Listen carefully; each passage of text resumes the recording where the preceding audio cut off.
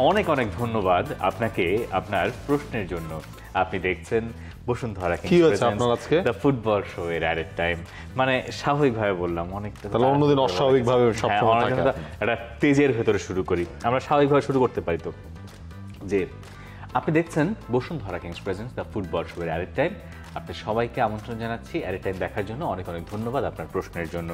নাবিল খান, আপনি বলুন কি বলতে চান। দেখছেন টোনটা কই চলে গেল, নাই হয়ে গেলেন আপনি। হ্যাঁ, ঘুমাই গেছে। আমি সত্যি যারা ভাত খাইতে গেছিলেন ওনারা ঘুমাই গেছেন এতক্ষণে। শুরুটা করি। হ্যাঁ প্লিজ। কি ধরনের প্রশ্ন আছে সেটা বলেন। প্রশ্নের সমাহার বেশি।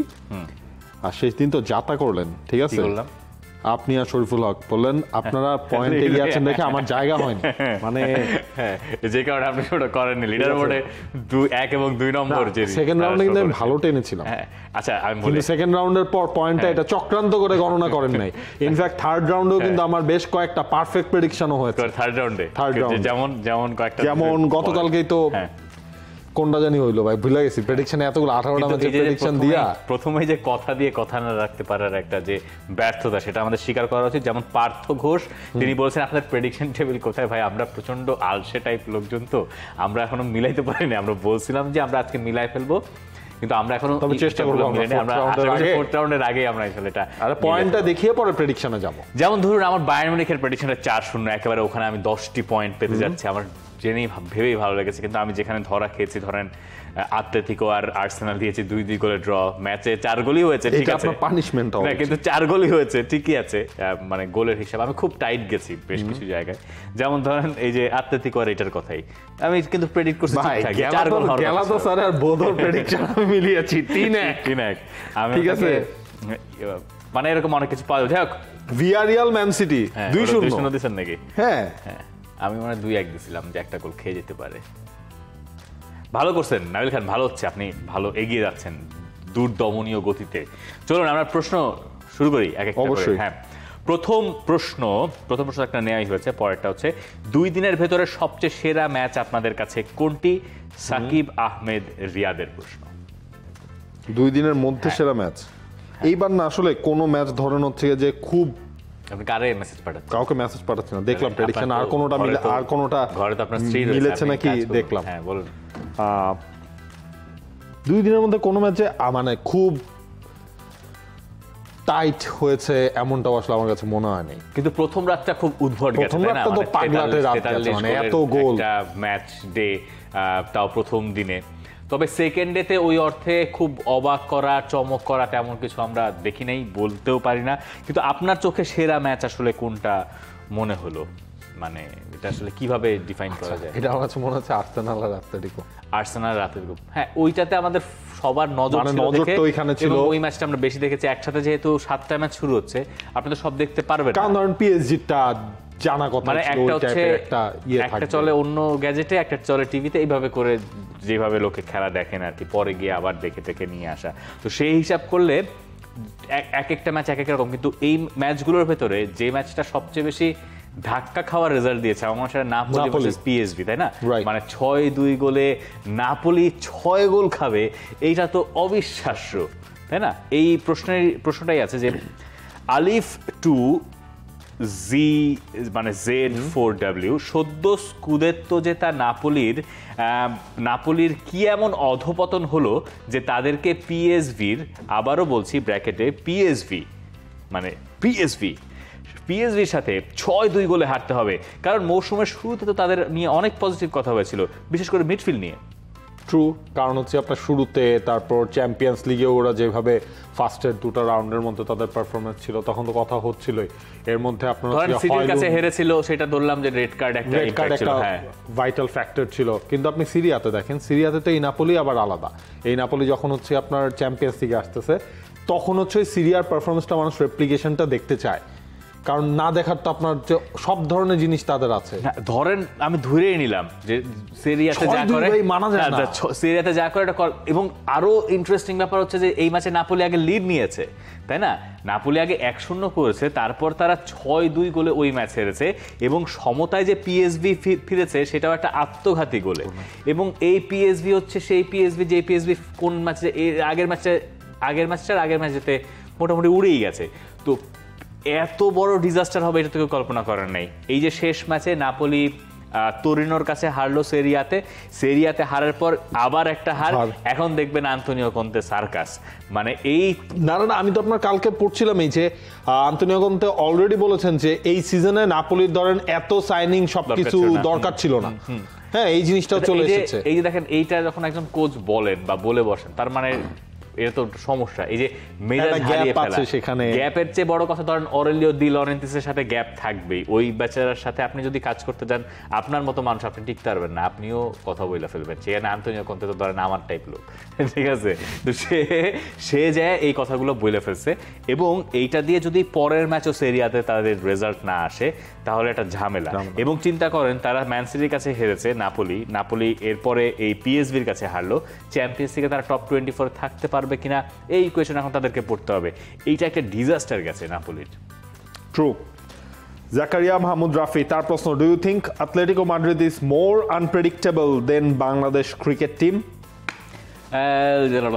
আচ্ছা, বাংলাদেশ ক্রিকেট টিম তো আনপ্রেডিক্টেবল, ফাইন। আতলেটিকো মাদ্রিদের দেখেন আনপ্রেডিক্টেবল হওয়ার ইয়েগুলো দেখেন, তারা মাদ্রিদকে হারাইলো। ওই ম্যাচও তো নর্মাল গ্রাউন্ডে থাকলে আপনার বলতে হবে সেই ম্যাচে মাদ্রিদ জিতবে। আতলেটিকোর যে ফর্ম ছিল এর আগের রাউন্ডগুলোতে, ওই ম্যাচ তারা হচ্ছে গিয়ে কি করলো, তারা হচ্ছে গিয়ে জিতে গেল। এই ম্যাচে 4-0, এইটা তো ভাই ভাবা যায় না। এইখানে এখন এইটারে একটা 2-4 মিলাই, হ্যাঁ, কিভাবে ওই ম্যাচটা মাদ্রিদ ডার্বিটা কেন জিতেছিল আতলেটিকো মাদ্রিদ? আলভারেজ ক্লিনিক্যাল ছিলেন এই ম্যাচেও, তো ধরেন আলভারেজের জন্য। হ্যাঁ, তো এই ম্যাচেও আপনি দেখেন একটা 90 মিনিটসের ম্যাচ, আলভারেজের একটা শট বার পোস্টে লেগে বাইরে চলে গেল। ওইটার সময় স্কোর লাইন গোললেস। আলভারেজ যদি গোল করতেন হয়তো গল্পটা অন্যরকম হতো। আবার ধরেন 13 মিনিট সময়ের ভেতরে 4টা গোল, এটা তো খুবই আতলেতিকো মাদ্রিদের বিপরীত চরিত্রের ব্যাপার, তাই না? মানে আপনি আতলেতিকো মাদ্রিদের কাছ থেকে এক্সপেক্ট করেন না 4 গোল হজম করা। সেই আতলেতিকো মাদ্রিদ 13 মিনিটে মেজাজ হারালো। ফিজিক্যালি এই গেমটায় প্রপারলি মার খেয়েছেন দিয়েগো সিমিওনে, মিডফিল্ড বলেন, সব জায়গাতেই। ডিফারেন্স হচ্ছে আতলেতিকো মাদ্রিদের ভালো করা আর না করার ভেতরে যদি আলভারেজ হয়ে যান, আলভারেজ তো আমি আলভারেজের ভক্ত, আলভারেজের প্রশংসাও করি, কিন্তু আলভারেজ তো লিওনেল মেসি নন। এবং আমি এটাও বিশ্বাস করি যে আলভারেজকে মেসি রোলে খেলানো দরকার, কিন্তু আলভারেজ তো মেসি নন যে প্রতি ম্যাচে আপনাকে সেটা একা বের করে দিতে পারবেন। ওই জিনিসটা একা তো তিনি কাঁধে নিতে পারবেন না। আর আর্সেনাল ওয়ার টু গুড, মানে এই ব্যাপারে কোনো সংশয় নেই। কিন্তু আতলেতিকো মাদ্রিদের সমস্যা যেটা হচ্ছে, আতলেতিকো মাদ্রিদ অনেক বেশি ইনকনসিস্টেন্ট, অনেক বেশি, মানে এইটা আপনি আন্দাজই করতে পারবেন না। এখন এইটার প্রশ্নটা শেষ করি, মানিক মোল্লার প্রশ্ন, মাহিন, প্রত্যেকদিন আপনি ভুল করেন মানুষজনের নাম। মানিক মোল্লা সাহেব একজন আছেন, তিনি প্রায় প্রশ্ন করেন, তাই আমি ভাবছি উনি মানিক মোল্লা বাংলাদেশের একজন ফুটবলার। হ্যাঁ, হারাম বল ডার্বিতে আর্সেনাল 4 গোল দিতে পারলেও আতলেতিকো অন্তত একটা গোলও দিতে পারেনি। আর আর্সেনালের এত ডমিনেশনের মূল রহস্য কি ছিল? আর্সেনালের প্ল্যান কাজে লেগেছে, ঠিক আছে? তারা যেইভাবে ধরন হচ্ছে গিয়ে যা করতে চেয়েছে সেই জিনিসটা তারা ফুললি করতে পেরেছে। আতলেটিকো নিয়ে পড়াশোনাটা ভালো হয়েছিল, পড়াশোনাতে আপনার কাজ হয়ে গেছে। প্লাস ওই যেটা বললাম, আমার মানে ফিজিক্যালি আর্সেনাল অনেক বেশি ডমিনেটিং ছিল। আর্সেনালের হোম ইফেক্টটা কাজে দিয়েছে, গরম অ্যাডভান্টেজ ব্যাপারটা কাজে দিয়েছে। গরম পানির গল্পটা ধরেন আলাদা, যে পাইপ গরম পানি ছিল না, পাইপ নষ্ট হয়ে গেছে, একদিন গোসল করতে পারে না আতলেটিকোর প্লেয়াররা, এটা নিয়ে আমার একটা কথাবার্তা ছিল। কিন্তু আর্সেনালের মাঠে গিয়ে এখন আর্সেনালকে হারিয়ে আসা চ্যাম্পিয়ন্স লিগে যে কোনো টিমের জন্য সেটা কঠিন হতে যাচ্ছে। আপনি আরো একটা জিনিস দেখেন, এই সেট পিস নিয়ে যে কথা, তারা কিন্তু সেট পিসেই গোল করছে, আবারও সেট পিসেই ডেডলক ভাঙছে। হ্যাঁ, এটাই তো বললাম যে আপনি এইটা দেখেন, এবং এইটার কারোর কাছে কোনো আপনার সলিউশন নাই। সিমিওনেকে জিজ্ঞাসা করা হচ্ছে আপনাকে সেট পিসে হারলেন, বলছেন না সেট পিসে কেন হারবো, সেট পিস মানে সেট পিস খেলার অংশ, সেট পিসে যদি গোল করে কেউ তাহলে গোল আমি খাইছি, আমি ঠিক মতো, মানে এই তো ধরেন ওই খেলার অংশটাই খেলার ফলটাকেও ঘুরিয়ে দিচ্ছে। আর্সেনাল ওইটাই করছে। তারা যেটাতে ভালো, আর্সেনাল তারা এত ভালো যে তারা মানে সেইটাকে বস লেভেলে নিয়ে গেছে। আর পরে যে আপনি যেটা জানতে চাইলেন যে আর্সেনালের কেন আর্সেনাল গোল খেলো না, এইটাই আর্সেনালের শক্তি যে আর্সেনাল গোল খায় না। আর্সেনাল 3টা ম্যাচ খেলছে চ্যাম্পিয়ন্স লিগে, 3টা ক্লিন শিট রাখছে তারা, আনবিলিভেবল, তাই না? এবং আপনি মানে সত্যি কথা এই মুহূর্তে মানে one of the best defender. হ্যাঁ, one of the best defenders. এইটা ধরেন হচ্ছে 1, 2, 3 এর মধ্যেই আপনি তাকে রাখবেন এই মুহূর্তে আসলে যেভাবে তিনি আছেন। সালিবাও আলভারেজকে ওইদিন বাধা দিয়েছেন, আলভারেজ উতরে যাচ্ছেন, সেই সময় এইরকম সেন্টার ব্যাকদের সঙ্গে খেলা খুব কঠিন আসলে। আচ্ছা, পরের প্রশ্ন যাই। আহিয়া মাহমুদ ফাহিম তার প্রশ্ন, সালাহ হারিয়ে যাচ্ছে নাকি? সালাহ দেখেন এই সিজনে লিভারপুলের ওই গাকপো ছাড়া আসলেই তো কারোর জায়গায় আপনার হচ্ছে পার্মানেন্ট মনে হচ্ছিল। হ্যাঁ, সবুজলায় তাও হচ্ছে ধরেন তার পজিশন চেঞ্জ হয়ে যায়, হ্যাঁ, ম্যাচ ওয়াইজ। একই দিকে ধরেন তিনি পারফরমেন্স ওয়াইজ তিনি স্টার্টিং 11-এ রেগুলার থাকাই ডিজার্ভ করেন আসলে। এছাড়া তো আপনি ফ্রন্ট লাইনে ফ্লোরিয়ান ভার্টসকেও আসলে বসানো হয়েছিল মাঝখানটায়, একই থেকে বসানো হলো ইসাকের জন্য। তো এই জিনিসগুলো করে মানে সালার যে জায়গাটা পার্মানেন্ট না এই সিজনে, যদি আপনি পারফর্ম না করতে পারেন, এটা কিন্তু আর্নে স্লট বুঝিয়ে দিয়েছেন অলরেডি। এবং তিনি যদি আসলে ওই 4-4-2 ফরমেশনেই যদি তিনি টিমটাকে রান করেন, যদিও নেক্সট ম্যাচেই সেটা হবে না, কারণ ইসাক ইনজুরিতে পড়ে গেছে, আপনার আবারও হচ্ছে এগিয়ে থেকে লোন রেখে হয়তো আপনি সালাকেই তার জায়গায় ফিরিয়ে আনবেন হয়তোবা। সালার তো গতবার যখন কন্ট্রাক্টটা রিনিউ করা হচ্ছে না, তখন তিনি একটা অদ্ভুত পারফরমেন্স দেখালেন আবারও, যেটা হয়তো ধারাবাহিকতারই একটা প্রমাণ। এবং ওই সিজনে তার অত ভালো করার কথা ছিল না। গতবার যে লিভারপুল লিগ জিতেছে তার পেছনে সবচেয়ে বড় কারণ তো মোহাম্মদ সালাহ ছিলেন, বা সালার গোল করার ক্যাপাসিটি। সব মিলিয়ে গত সিজনে মনে হয় 52টা না কয়টা গোল করেছেন সব মিলিয়ে। এই সিজনের শুরুটাও ভালোই করেছিলেন, কিন্তু এখন 2টা গোল করেছিলেন। যেহেতু গতি কমে গেছে সালার, গতি কমে যাওয়ার কারণে মানে এই ব্যাপারগুলো এখন লক্ষণীয় হয়ে গেছে। এবং লিভারপুল তো আপনার ধরেন লিভারপুলের খেলায় গতি জিনিসটা কিন্তু হচ্ছে অনেক ইম্পর্টেন্ট, মানে তাদের ওই প্লেটাতে এক্স্যাক্টলি। আর স্পেশালি আপনি যখন মোহাম্মদ সালার ক্ষেত্রে ঘটনাটা কিরকম হয়, এটা আমার কাছে মনে হয় মানে একেবারে একান্ত ব্যক্তিগত বিশ্লেষণ হচ্ছে, সালাহ গতির সঙ্গে বলের যে কন্ট্রোল, এই দুইটাকে এক করে তিনি প্রতিপক্ষকে বিট করেন। তো যখন আপনার বয়সের জন্য একটু আপনি স্লো ডাউন করেন, তখন ওই ধরনের অপোনেন্টে, প্রিমিয়ার লিগ ক্লাস অপোনেন্টরা আপনাকে আসলে ভোগায়। এবং তখন আপনি যখন একবার একটু স্পেসটুকু না পান, তখন আপনি আসলে আর কি করবেন। এবং লিভারপুলের ইউনাইটেডের সঙ্গে ম্যাচটা আমরা এইদিকে দেখতে পারি, সালার একটা জায়গায় যেই শট অন টার্গেটে রাখার কথা, যে সালাহ সারা জীবন যেসব শট অন টার্গেটে রাখেন, সেটাও তিনি অফ টার্গেটে মেরেছেন। ওইটা হচ্ছে ধরেন ওইটার কারণ হিসেবে আপনি আত্মবিশ্বাসের ব্যাপার দেখাইতে পারেন বা একটা রেয়ার ওকেশন দেখাইতে পারেন, কিন্তু যখন ব্যাপারটা বারবার ঘটবে তখন আর সেটা বলার সুযোগ আসলে থাকে না। ফ্লোরিয়ান ভার্টসকে নিয়ে প্রশ্ন আছে, কল্পনা আক্তারের প্রশ্ন হচ্ছে, ফ্লোরিয়ান ভার্টস শুধু জার্মান দলের সঙ্গেই জ্বলে ওঠে, মানে আইনট্রাক্ট ফ্রাঙ্কফুর্টের মাঠে গিয়েই তো তার ওইটা ভালো করা, সেটা হলে তো তার জন্য প্রিমিয়ার লিগে কিছু জার্মান দলের রাখা প্রয়োজন।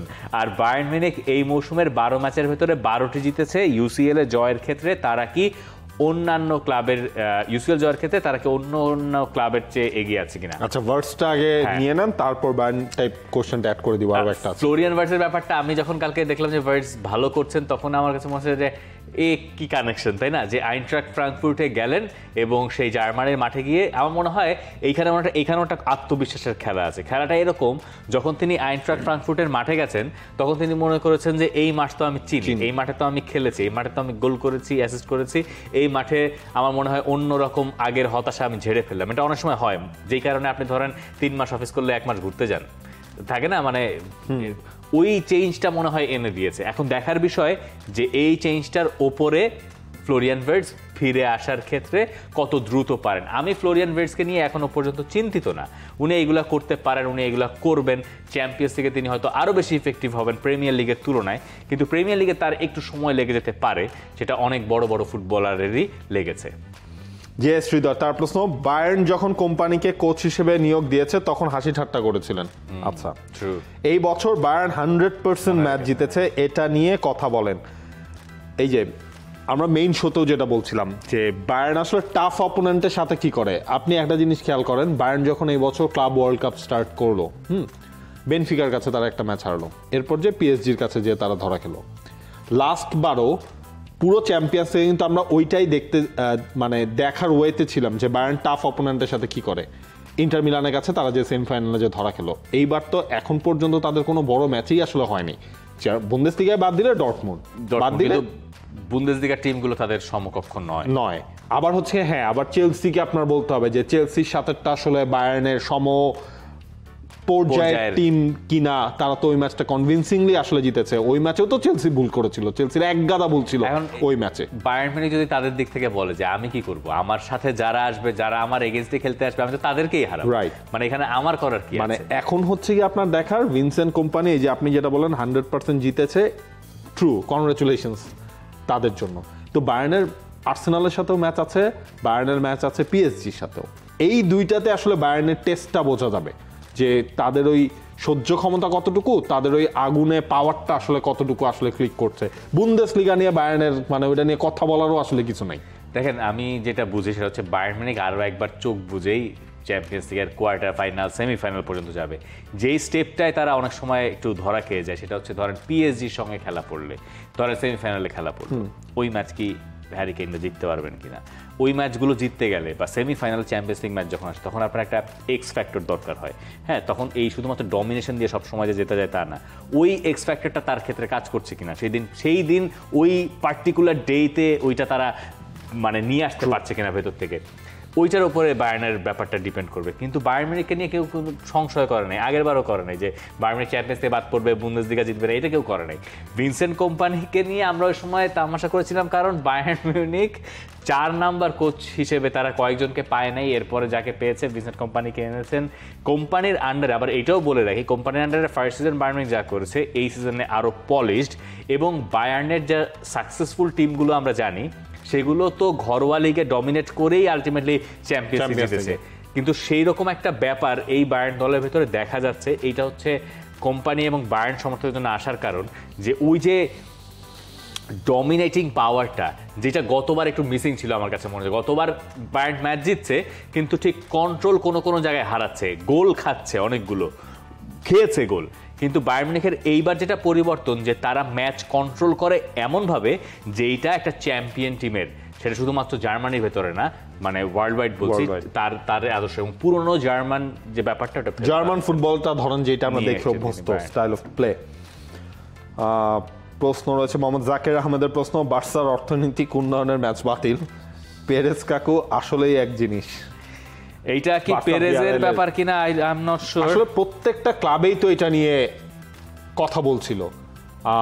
তো এই জায়গায় ধরেন পেরেজ একটা রোল প্লে করেছেন, যে এমন হয় না যে ধরেন ছোট ক্লাব না, অন্য ক্লাবগুলো সামনে লিডার, যে পেরেজ আমরা এখন কি করব, আমরা তো এটা মানি না, তখন ভোকালটা আর কি পেরেজ হয়েছিল। হ্যাঁ, পেরেজ যখন কথা বলেন তখন বাকিরা শোনেন। আচ্ছা, এইটা অনেকে বুঝতে সমস্যা, মানে ভিয়ারিয়াল আর বার্সেলোনার একটা ম্যাচ মায়ামিতে হওয়ার কথা ছিল ডিসেম্বর মাসে, সেই ম্যাচটা বাতিল করা হয়েছে পরশুদিন। অনেকগুলো অভিযোগ ছিল, লা লিগার বাকি টিমগুলো বার্সা এবং ভিয়ারিয়াল বাদ দিয়ে সবাই ম্যাচের আগে একটা নীরব প্রতিবাদ করেছে, সেগুলো টিভিতে দেখানো হয় না, অনেক রকম গ্যাঞ্জাম হয়েছে। ইউএফএ মাঝখানে বিবৃতি দিয়েছিল যে তোমাদেরকে আমরা এক ম্যাচ খেলার জন্য আমরা চাই না, কিন্তু ছেড়ে দিতে বাধ্য হলাম। থাকে না যে আর ছেলে মেয়েরে কন্ট্রোল করা যায় না বড় হইলে, এরকম একটা ব্যাপার আর কি। তো ওই জায়গা থেকে এই ম্যাচটার এগেইনস্টে, আমি ওই ম্যাচটার এগেইনস্টে, লা লিগার ম্যাচ লা লিগা স্পেনই হওয়া উচিত। আর যদি খেলে তাহলে ভিয়ারিয়াল বার্সা খেললে, রিয়াল মাদ্রিদ ইউসি গিয়ে খেলুক একটা ম্যাচ, তাহলে তো জিনিসটা আইডিয়াল হয় না, সিনারিও আইডিয়াল হয় না। কিন্তু যে কারণ দেখানো হয়েছে যে মায়ামির ওরা নাকি ম্যাচ আয়োজন করতে পারবে না 2 মাসের মধ্যে, সেই সময়টা নাই, এটা যে লেইম কারণ আপনার প্রি টিকেট সেলের সময় তো বলা হলো যে কারিগরি ত্রুটি, আসলে তো তা না। এইটা নিয়ে ভিয়ারিয়ালের একটা কমপ্লেইন আছে। ভিয়ারিয়ালের কমপ্লেইনটা হচ্ছে এই বিবৃতিটা যখন স্প্যানিশ লা লিগা দিয়েছে যে এই ম্যাচটা আর হচ্ছে না ইউএসএতে, সেই টাইমিংটা হচ্ছে ভিয়ারিয়াল যখন ম্যান সিটির সঙ্গে খেলছে, সেই সময়টা চ্যাম্পিয়ন্স লিগে ভিয়ারিয়ালের মাঠ লা সিরামিকায় খেলা চলছে। এই যে যখন ভিয়ারিয়ালকে জানানো হয়েছে এই অফিসিয়াল বিবৃতি দিয়ে, এইটা তাদের কাছে মনে হয়েছে যে আমরা একটা ইম্পর্টেন্ট ম্যাচে এখন ব্যস্ত, তুমি এই স্টেটমেন্টটা একদিন পরে দাও, একদিন আগে দাও, 6 ঘন্টা আগে দিতা, 6 ঘন্টা পরে দাও, পরদিন সকালে দাও। এই ব্যাপারটা নিয়ে তাদের কমপ্লেন। ভিয়ারিয়ালের দিকটা যদি আপনি করেন, বার্সাকে আমি জানি অনেকে অনেক কথা বলছেন, ভিয়ারিয়াল অ্যাজ আ ক্লাব তারা যদি ইউএসএ খেলতে যাইতো বা যে টাকাটা পাইতো, অ্যাজ আ ব্র্যান্ড তাদের এই জিনিসটার প্রয়োজন। ধরেন লেস্টার সিটি এশিয়াতে একটা ব্র্যান্ড, এটা কি করে হয়েছে? লেস্টার সিটি প্রিমিয়ার লিগ দিচ্ছে, এটা একটা কারণ আছে। কিন্তু তার পাশাপাশি তাদের যে থাই মালিক ছিলেন, যে ভদ্রলোক বিমান দুর্ঘটনায় মারা গেলেন, তাদের একটা লিনিয়েজ হেরিটেজের ব্যাপার আছে, তারা এশিয়ায় এনে এনে এই লেস্টার সিটিকে মানে করেছে, যে কারণে হংকং চায়নাতে গিয়ে হামজা চৌধুরীর জন্য লোকে এয়ারপোর্টে দাঁড়িয়ে থাকেন, তার কারণটা তার ক্লাব লেস্টার সিটি থেকে এসছে, সেটা মানে সেটা অন্য কোনো কারণে না। তো ভিয়ারিয়াল যদি নিজেদেরকে অ্যাজ আ ব্র্যান্ড হিসেবে প্রেজেন্ট করতে চাইতো বা চায় যেহেতু, তো তাদেরকে তো আসলে এই সব দিকে যাইতে হবে। প্রি সিজন ফ্রেন্ডলিতে ভিয়ারিয়ালের টিম তো হংকংয়ের লোকে চায় না, চায় কিন্তু লেস্টার সিটিকে। এইখানে তো তাদের একটা গ্যাপ আছে, তারা চিন্তা করেছিল এটা তাদের ওঠার সিঁড়ি, বার্সেলোনার সাথে তারা ওইখানে খেলতে গেলে তারা যে পরিমাণ টাকা পাবে এইটা দিয়ে তাদের কিন্তু ধরেন অর্থনৈতিক, আমি জানি আমি তো এগেইনস্ট অন্য ক্লাবগুলো যেই কারণে তখন হচ্ছে অন্য ক্লাবগুলো বলবে তাহলে ওয়াই নট আমরা খেলবো, আই নো মানে তাহলে ওই জিনিসটাও তবে আমি বলছি তাদের পক্ষ থেকে যুক্তি, মানে এইটা কোনোভাবে আসলে মানা যায় না। আপনি একটা ম্যাচ ওই জায়গায় আয়োজন করবেন, দুইটা ক্লাব শুধু খেলবে, তারা হচ্ছে গিয়ে ফিনান্সিয়ালি বেনিফিটেড হবে, ওই জিনিসটা হচ্ছে দিন শেষে যেটা নিয়ে সমালোচনাগুলো হয়েছিল সেটাই আসলে তাদের ম্যাচটাই কম্প্রোমাইজ করেছে। মানে তাদের কাছে যুক্তিটা এরকম যে আমার মাঠে খেলতাম, আমার মাঠে না খেলে আমি অন্য মাঠে খেলছি, ওটাকে হোম হিসেবে ব্যবহার করছি, মানে এইখানেই তো ক্যাচটা, লুপ হোলটা।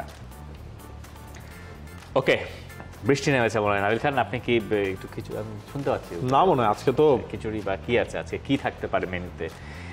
রুই মাছ এবং ডিম, রুই মাছ ডিম ভাত আর সাথে একটা অন্য কিছু, সাথে আর কি ডাল। হ্যাঁ। আচ্ছা, রদ্রিগোকে নিয়ে প্রশ্ন আছে। হ্যাঁ, নাদিম দেওয়ান, রদ্রিগোর মতো প্লেয়ারকে ইউসিএল এর মতো বিগ ম্যাচে ফুল টাইম বেঞ্চে বসে থাকতে হলো, এটা আপনারা কিভাবে দেখছেন? তার কি ক্লাব ছাড়া উচিত কিনা? আচ্ছা, এই রিয়াল মাদ্রিদ টিমে ভিনিসিয়াস জুনিয়রকেও হচ্ছে গিয়ে কয়েক সপ্তাহ আগে বেঞ্চে বসে থাকতে হয়েছে। এই রিয়াল মাদ্রিদ টিমে যদি শিওর শট আপনি একজনকে ধরেন, আমি দুইজনকে ধরবো, একটা হচ্ছে আপনার থিবো কোর্তোয়া আর আরেকটা হচ্ছে আপনার কিলিয়ান এমবাপ্পে, এই দুইজন শিওর শট। এছাড়া হ্যাঁ, কারেরাসকে হচ্ছে কি আপনার খেলানো হচ্ছে, রেগুলারলি খেলানো হচ্ছে, ওকে, কিন্তু এছাড়া তো আপনার বাকি সবগুলো জায়গাতেই আপনার কোচ আলোনসো তিনি চেঞ্জগুলো করছেন। আপনি রিয়াল মাদ্রিদে তো এখন পর্যন্ত কোনো ফিক্সড 11 নেই। রড্রিগোর জন্য সেটা আনলাকি, কিন্তু যখন রড্রিগো খেলছেন তখন তিনিও ইফেক্ট রাখছেন। আপনি ওইটা চিন্তা করেন, ভিনিসিয়াস জুনিয়র যখন থেকে রেগুলার খেলা শুরু করলেন তিনি এফেক্ট রাখা শুরু করেছেন, আর্দাগুলার প্রত্যেক ম্যাচে হচ্ছে তিনি এফেক্টটা রাখছেন। ব্রাহিম দিয়াজ, তাকে গতকালকে খেলানো হলো তার আগের ম্যাচের পারফরমেন্সের কারণে। এইটা হবেই, এইবার রিয়াল মাদ্রিদ এইটা হবেই, কিন্তু হইলো, কিন্তু এইটা একটু 90 মিনিটসের হিসাবটা যদি আপনি করেন তখন ব্যাপারটা হচ্ছে এরকম। দেখেন, রদ্রিগো তো এমন একজন প্লেয়ার যার লা লিগার চেয়ে চ্যাম্পিয়ন্স লিগের ডেটা বেটার, এবং তার চ্যাম্পিয়ন্স লিগের যে স্ট্যাট সেটা ইমপ্রেসিভ, শুধু বেটার তো বেটার, ইমপ্রেসিভ। এবং তিনি মাঝখানেও কয়েকটা ম্যাচে বদলি হিসেবে নেমে ভালো ইম্প্যাক্ট রেখেছেন। চ্যাম্পিয়ন্স লিগের ম্যাচেও ফার্স্ট ম্যাচে তাকে নামানো হয় নাই, সেকেন্ড ম্যাচেও তিনি, থার্ড ম্যাচেও তিনি নামতে পারলেন না। তো এইটা তো আসলে খুব ভালো কিছু তার জন্য না। মানে আপনি ওই যেই টাইমে ভিনিসিয়াসকে চেঞ্জ করে মাস্তানতুনোকে নামাইলেন, সেই টাইমে কি আপনি রদ্রিগোকে নামাইতে পারতেন না? মানে জাস্ট আস্কিং। আবার ওই জায়গাটা হয়তো তার মাথায় কাজ করছে, আমার এর পরের ম্যাচটা এল ক্লাসিকো, আমার একটু মাস্তানতুনোকেও রেডি রাখতে হবে। মানে আমি যেটা এখনো টের পাই নাই, মাস্তানতুনো ইজ এ গুড প্লেয়ার, কিন্তু আমি হয়তো আমার ফুটবল জ্ঞান এটা কুলায় না হইতে পারে, কিন্তু মাস্তানতুনো আসলে রিয়াল মাদ্রিদে কি ডেলিভার করতেছেন আমি তো জানি না। ওই অ্যাগ্রেশনটা ডেলিভার করতে আমি আসলে অনেক কিছু মিসিং দেখতে পাচ্ছি। মানে মাস্তানতুনো যে আপনার এই ফার্স্ট সিজনে এইভাবে স্কোয়াডের একটা ইন্টিগ্রেটেড পার্ট হয়ে যাবেন, আমার মনে হচ্ছে তার উপরে চাপ ছিল না। আমার কাছে তার মনে হয় তার উপর চাপ পড়ছে, কারণ লা লিগার লাস্ট ম্যাচে তো তিনি যখন স্টার্ট করেছেন, এরপরে পরদিন মুন্দো দেপোর্তিভো, মানে যেটা হচ্ছে আপনার কাতালান বেস পত্রিকা, তারা একটা খবর ছেপেছে, যে খবরটা হচ্ছে হেডলাইন এরকম যে এই মাস্তানতুনোকেই কি লামিন ইয়ামালের সাথে কম্পেয়ার করেছিল রিয়াল মাদ্রিদ। এটা দিয়ে ভেতরে হচ্ছে হিট, মানে হিট তো হিট, মানে ভেতরে হচ্ছে যে মানে কই লামিন ইয়ামাল আর কই মাস্তানতুনো, এইটা তারা বুঝাইছে। আর মাস্তানতুনোর ডেটা ফেটা দিয়ে যে কিছুই করতে পারেনি, এইটা তো প্রেশার, এই অ্যাডেড প্রেশার আপনার 18-19 বছর বয়সী প্লেয়ারের উপর কেন দিতেছেন? সে তো লামিন ইয়ামালের মতো ডেলিভার করতে পারবে না আপনাকে। ট্রু, এইটাই তো আমরা বললাম যে শুরুতেই যে তার এতগুলো ম্যাচ সে খেলে ফেলবে স্টার্টিং 11-এ, এটা তো ধারণা ছিল না। এবং রড্রিগো যদি আপনার ক্লাব না ছাড়ার ডিসিশনের পেছনে তো এটাও একটা কারণ ছিল, কিন্তু এখন যখন তিনি দেখবেন তার কোনোভাবেই আসলে রিয়াল মাদ্রিদের ফার্স্ট যদি চয়েস এভাবে সেকেন্ড যায়। চয়েস হিসেবে তিনি থাকতে পারছেন না, ভালো ফর্মে থাকার পরও তখন তো টুডার টুমোরো তিনি ক্লাব চেঞ্জ করবেনই। আমাদের শোতে প্রায় সময় থাকেন মেহেদী হাসান প্রাঙ্গণ, আমাদের শোয়ের তিনি তো এই কোশ্চেনটা করলেন। তিনি শাবি আলোনসোকে এই প্রশ্ন করেছিলেন, ইউভেন্টাস ম্যাচ কভার করতে গেছেন তিনি। আমাদের শোতে রিয়াল মাদ্রিদের ম্যাচ হলে আপনারা নিয়মিত হয়তো অনেক সময় দেখেছেন, আমাদের শোতেও লাইভ কানেক্টেড হয়েছে আমরা। তিনি ইউভেন্টাস রিয়াল মাদ্রিদের ম্যাচটা কভার করেছেন এবং ম্যাচের আগের দিন প্রেস কনফারেন্সে শাবি আলোনসোকে মাস্তান্তোনোকে নিয়ে প্রশ্নটা তিনিই করছেন। তিনি রিয়াল মাদ্রিদ ভক্ত তো বটেই, ম্যানেজিং মাদ্রিদে কাজ করেন এবং তিনি অ্যাট দ্য সেম টাইম তার আর্জেন্টিনা ফ্যানও। সো তার জন্য খুবই ফিটিং কোয়েশ্চেন ছিল আর কি, আনসার ছিল মাস্তান্তোনোর ব্যাপারে শাবি আলোনসোর। আমরা ধরে নিচ্ছি প্রশ্নের উত্তরে তিনি বাংলাদেশকে দিয়েছেন, যেহেতু আমাদের প্রাঙ্গণ বাংলাদেশি। তো তিনি তখন বলছেন যে মাস্তান্তোনো ভালো করছে, মানে একেবারেই কোচরা যা বলে। হ্যাঁ, প্রশ্ন আসিফ আহমেদ বিপ্লব, তার প্রশ্ন, এফসি গোয়া সাদিও মানে ফেলিক্সের মতো ফুটবলারদের সাথে খেললো, বাংলাদেশে এরকম দিন আমরা দেখতে পারবো কিনা? কেমনে দেখবেন? আপনার ক্লাব ফুটবলের নাই আগা মাথা কিছু ছাতা? তখন হচ্ছে যেটা করতে হবে, এফসি চ্যালেঞ্জ লিগ না, এফসি যেই এর আগেরটা আছে চ্যাম্পিয়ন্স লিগ এলিট, সেখানে যে আপনার খেলতে হবে। এবং আপনি যদি সেই জায়গায় যেতে চান, এটা তো আর একবার আপনি যেতে পারবেন না, আপনার 2-3 বছর কন্টিনিউ, 2 বছর মিনিমাম পারফরমেন্সটা করতে হবে। সুবিধা আছে, সুবিধা হচ্ছে আল নাসের তো চ্যাম্পিয়ন্স লিগ এলিটে কোয়ালিফাই করতে পারে না এবার, ওরা তো সেকেন্ড টাইম খেলছে, টুতে খেলতেছে। তো এফসি গোয়ারা তো ওইখানে ছিল ইন্ডিয়া, মানে ওরাও এক ধাপ নামছে, আর ইন্ডিয়ার ক্লাব ইন্ডিয়ার জায়গাতেই ছিল। এটাই তো বললাম যে ওই স্টেজটা আসলে উঠতে হবে। তো ওই উঠতে গেলে আপনার এইবারের এফসি চ্যালেঞ্জ লিগে আপনার ভালো করতে হবে, তাহলে বাংলাদেশের কোনো না কোনো ক্লাব পাবে। এই আল নাসের রে আপনি আগামী কয়েক বছরে আর চ্যাম্পিয়ন্স লিগ 2-তে দেখবেন না হয়তো। তারা তো এলিট খেলা, তারা এলিট খেলার কথা, তারা এলিট, তারা না গতবার লিগে খারাপ করছে দেখে তারা চ্যাম্পিয়ন্স লিগ 2 খেলতেছে। তো এইবার হচ্ছে কি আপনার ঘটনাটা যে বসুন্ধরা এবারও শূন্য হাতে ফিরবে কিনা কুয়েত থেকে, এরকম একটা প্রশ্ন আছে জুবায়ের আহমেদ সাব্বিরের। এইটার উপর অনেক কিছু ডিপেন্ড করবে। শূন্য হাতে যদি ফিরে যায়, আপাতত 1-2 বছরের মধ্যেও আপনি বড় কোনো ক্লাবে দেখবেন না খেলা। আবার একটা জিনিস আপনি চিন্তা করেন যে সৌদি আরবের মোটামুটি আপনার 3-4টা ক্লাবে আপনার প্রমিনেন্ট ফুটবলার কাউকে না কাউকে আপনি পাবেনই, সেটা আল নাসের, আল ইতিহাদ, এখন পাবেন একটা কোনো না কোনোটা আপনি পাচ্ছেন। ইনফ্যাক্ট হচ্ছে এখন কাতারের ক্লাবগুলোতেও দেখা যাচ্ছে যে রবার্টো ফিরমিনো, এক্স্যাক্টলি ওই টাইপের ফুটবলাররা আছে, ওয়ার্ল্ড ফুটবলের প্রমিনেন্ট ফুটবলাররা। বাংলাদেশের ফুটবলের লেভেলটাকে এইখান থেকে যদি আরো 1 ধাপ উপরে নেওয়া যায়, তাহলে হয়তো এই প্রোফাইলের ফুটবলারদের সাথে ওই কন্টিনেন্টাল টুর্নামেন্টগুলোতে দেখা হওয়া সম্ভব। আবার যেমন আপনি ওইটাই চিন্তা করেন, না করি এর আগের বার যখন আপনি এসিএল এর প্লে অফ আপনি খেলেছিলেন, আমি বলতে চাচ্ছিলাম, বলেন, তখনই তো হচ্ছে কি আপনার পিয়ানিচের মতো ফুটবলার। মানে আমি বলি 2023 সালে বসুন্ধরা কিংস বাংলাদেশের র্যাঙ্কিং বেটার থাকার সুফলে তারা চ্যাম্পিয়ন্স লিগ মানে এএফসি চ্যাম্পিয়ন্স লিগের প্লে অফ খেলেছিল, যেই প্লে অফে তাদের প্রতিপক্ষ ছিল শারজা এফসি, এবং যেখানে বসুন্ধরা কিংসের প্রতিপক্ষ ছিল Miralem Pjanic, you know him, Juventus ex Roma ex Barcelona footballer, Bosnia ও হার্জেগোভিনার ফুটবলার। আরও একজন ছিলেন striker, ex Barcelona striker, Valencia to Barcelona গেছিলেন, স্প্যানিশ ন্যাশনাল টিমে ছিলেন, মনে পড়তেছে না, নামটা ভুলে গেছে এই মুহূর্তে, আপনি দেখলে হয়তো চিনবেন। যাই হোক, বার্সেলোনা খুব স্বল্প সময় কাটিয়েছিলেন, মেসি, নেইমার, সুয়ারেজ সবার সাথে খেলেছেন। তো ওই টিমের এগেনস্টে বসুন্ধরা কিংস খেলেছে এবং ওইটা তো আমরা কভারও করেছি, পিয়ানিচের সঙ্গে প্লেয়ারদের ছবি টবি আছে। ওই মুহূর্তগুলো জন্ম দেয় হচ্ছে এএফসি টুর্নামেন্টগুলো, যেমন কাইরাত আল মাজিদের রিয়াল মাদ্রিদ যখন খেলতে গেছে, এই মুহূর্ততে পাইতে হইলে আমাদেরকে বাংলাদেশের ফুটবলটাকে, বাংলাদেশের ক্লাব ফুটবলটাকে ওই লেভেলে নিতে হবে, যেই লেভেলে আমরা এই ধরনের টিমকে ইনভাইট করতে পারবো। আইএসএল এর লেভেলের বাংলাদেশ প্রিমিয়ার লিগের লেভেল তো এক না। আপনি আইএসএল এর লেভেলে উঠেন, বাংলাদেশে সৌদি ক্লাব খেলতে আসতে হবে, বাংলাদেশ সৌদি ক্লাবে যাবে, ইরানের ক্লাব হবে, জাপান, কোরিয়া টোরিয়া সব কিছু হবে। এই জন্য তো ভাই বলি যে ভাই আল্লাহর রস্তে লিগটারে একটু ভালো করেন। আর বসুন্ধরা শূন্য হাতে ফিরবে কিনা কুয়েত থেকে, বসুন্ধরার 3টা অপোনেন্টই আসলে টাফ, আমার কাছে দেশের 3 চ্যাম্পিয়ন। আমার কাছে মনে হয় যে অতীত রেকর্ড এবং বসুন্ধরা কিংসের এএফসি কম্পিটিশনে ভালো করতে না পারাটা ধারাবাহিকভাবে প্রতি মৌসুমে, এইটা বাংলাদেশকে হেল্প করে নাই। বাংলাদেশের র্যাঙ্কিং এই কারণে অনেক বেশি পিছিয়ে গেছে। আবার যেবার আপনার হচ্ছে ধরেন একটু ভালো করলো, বাংলাদেশের র্যাঙ্কিংটাও বেড়েছিল। হ্যাঁ, 2022, হ্যাঁ না, ওটা তো আবাহনীরটা, আবাহনীর পর ওই যে আপনার ধরেন মানে ওই সময় গ্রুপ স্টেজে ম্যাচগুলো জিতেছিল, ম্যাচগুলো জিতলে তো হচ্ছে একটা করে হেরেছে, বাকি দুটো জিতেছে। গতবার যেমন খুব ডিজাস্টার গেছে, গতবারেরটাই মেইনলি হচ্ছে এবারও শূন্য হাতে ফিরবে কিনা, গতবার তো পুরোপুরি শূন্য হাতে ফিরেছিল। এবার আসলে দেখা যাক, অপোনেন্ট ওয়াইজ অপোনেন্টরা খুবই স্ট্রং। মারিও গোমেজের একটা বড় এক্সপেরিয়েন্স রয়েছে, সেই এক্সপেরিয়েন্স দিয়ে যদি তিনি কোনো কিছু করতে পারেন, একটা ফুটবল ম্যাচে যে কোনো কিছু করতে পারে, কিন্তু আদর্শগতভাবে এই ম্যাচ একটাও বসুন্ধরা কিংসের জেতার কথা না।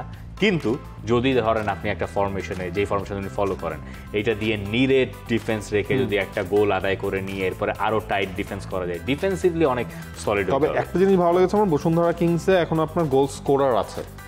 ইমানুয়েল সান্ডেকে আপনার ধরে রাখতে হবে, ডোরিয়েলটন সেখানে রয়েছে, রাফায়েল অগুস্তো তিনি চেঞ্জ করে দিতে পারেন ম্যাচের রাকিব ফাহিমের কত ম্যাচ, অর্থাৎ যদিও সেটা ডোমেস্টিকলি সেই ম্যাচটা ছিল ফর্টিজের এগেইনস্টে, তিনি দুর্দান্ত তার কাছ থেকে আউটকাম ছিল। এই জিনিসগুলো ধরেন, যেমন তার প্রবলেম কি হয়, তার ক্রসিং গুলো কখনো জায়গা মতো আসতো না। এই জিনিসগুলো আপনার তো বড় ম্যাচে আপনার করতে হবে, আপনি ক্রস করলে সেই ক্রসটা আপনার পারফেক্ট হতে হবে। আপনার বক্সের ভেতর ডোরিয়েলটনের মতো একজন ফিনিশার রয়েছে, আপনি যে ফুল ম্যাচ সুযোগ পাবেন জিনিসটা এমন না, কিন্তু আপনি যখনই সুযোগ পান, আপনি দুইটা ক্রসের সুযোগ পেয়েছেন, আপনার দুইটাই যদি মাঠের বাইরে চলে যায় তাহলে লাভ হবে না। আমার মনে হয় কনফিডেন্স বিল্ড আপের মতো ফয়সাল আহমেদ ফাহিমের ক্ষেত্রে লাস্ট ম্যাচটা একটা স্টেটমেন্ট পারফরমেন্স তিনি দিয়েছেন, যদিও সেটা ফর্টিস, আর সেইটা হচ্ছে আপনি খেলবেন ওই আলশিবের সাথে, কুয়েত এসসির সাথে, বাট দেখা যাক কি হয়। আল আনসার অনেক অনেক তফাৎ এবং খুব টাফ। শেষ একটা প্রশ্ন, Mohammad Nazmus Sakib, Liverpool spent money like water in the last transfer window but didn't buy a proper right winger, can play regularly in Premier League and Champions League. I feel that buying Isak instead of an right winger was a waste of money, especially since we had already secured Ekitike, who was performing well in preseason and in the early games. Now we have Jobozlai, Verds and McAllister in midfield, and Isak and Ekitike in the number 9 position, but no proper right winger who can play the full 90 minutes. What is your opinion on this?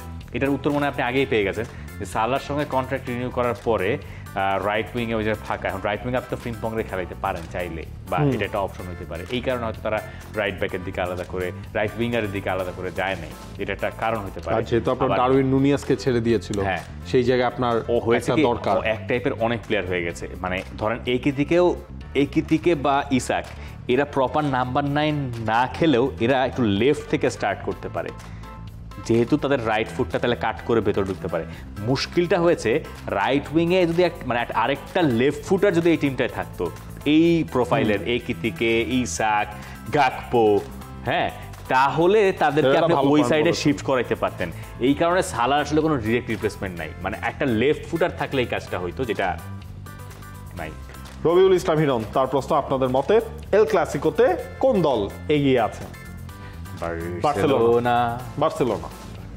এর কারণ হচ্ছে আগের সিজনের El Clasico একটা বড় factor, এবং এর মধ্যে রাফিনিয়া মনে হয় আপনার ব্যাক করতেছে এল ক্লাসিকোতে, এটা বার্সেলোনার জন্য একটা বাড়তি পাওয়া হবে। তবে রাশফোর্ড আমি যতই দেখতেছি আমার ভালো লাগতেছে লিটারালি, ভালো ছেলে তো, আমরা তো বলছি এটা ভালো। মাঝখানে খালি হচ্ছে আপনার একটা বাজে জায়গায় ছিল দেখে আমরা তো ভালো নষ্ট হয়ে যাচ্ছে, ভালো মাল তৈরি করি। রাশফোর্ড জিনিসটা বুঝতে পেরেছেন, অনুধাবন করতে পেরেছেন দেখে আপনি এরকম আবার তিনি ফিরে যাচ্ছেন।